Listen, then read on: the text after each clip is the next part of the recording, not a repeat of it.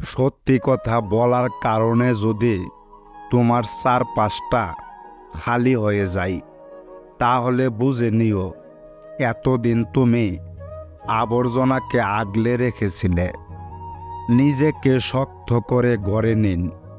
এই স্বার্থপর শহরে খারাপ পরিস্থিতিতে কেউ পাশে থাকে না। কেউ ভালো ব্যবহার করলেই ভাববেন না সে ভালো মানুষ। কেউ কেউ আপনাকে ঠকানোর জন্যই লুকিয়ে রাখে তাদের আসল মুখোশ।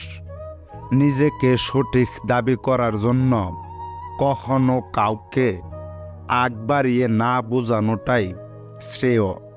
তুমি যদি সঠিক হও, তবে একটা মুহূর্তে তা ঠিকই প্রকাশ পাবে, কারণ সত্যি কখনো চাপা থাকে না। যদি জীবনের প্রয়োজনে নিজেকে বদলে ফেলতে হয়, তবে তাই করো।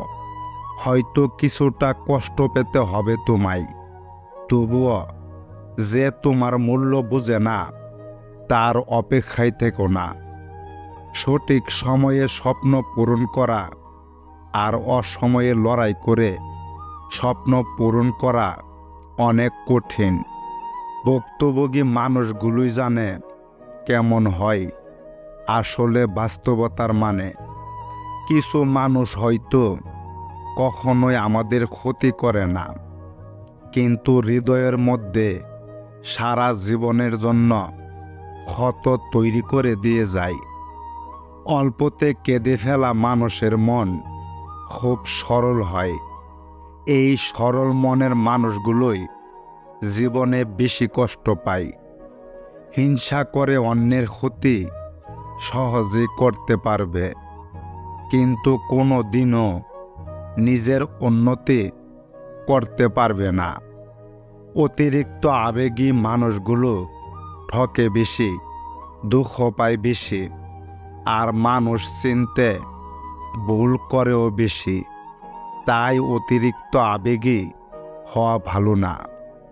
তুমি 10টি সত্যের মাঝে একটি মিথ্যা মিশিয়ে দাও, সেই মিথ্যাটিও সত্য হয়ে যাবে।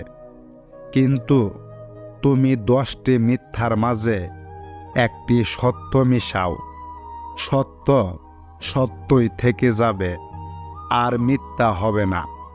সত্য আসলেই সুন্দর। আমি সঠিক এবং সৎ ছিলাম, ঠকেছি, কিন্তু কাউকে ঠকাইনি। এটা বলতে পারার মাঝে যে শান্তি ও গর্ব লাগে, তা অন্যায়কারী ও প্রতারককারী উপলব্ধি করতে পারবে না। কেঁদে কেঁদে মিথ্যা বলা মানুষগুলা খুব সহজেই সবার কাছে বিশ্বাস অর্জন করে নিতে পারে। প্রতিশোধ অন্যভাবেও নেওয়া যায়।